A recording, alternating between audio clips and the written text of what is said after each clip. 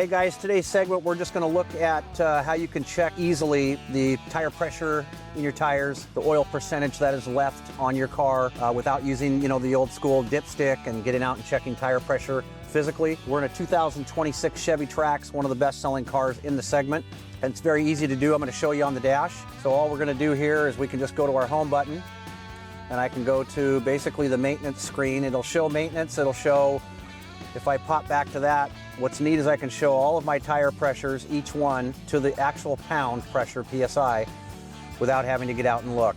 I can also look at my oil life, 99%. And what's neat about Chevrolet of Everett and the Harnish Auto Group is that once you get down to 20% on a brand new car that you purchase from us, is you're able to pull in and have a free oil change as long as you own the car, along with powertrain warranty for life. So two great perks in the business.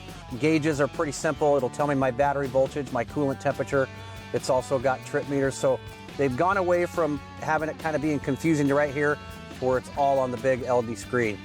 It works awesome. So anyway, if you guys want to check out more videos, ChevroletofEverett.com or on YouTube. There's several on there, but thanks for hanging with me today.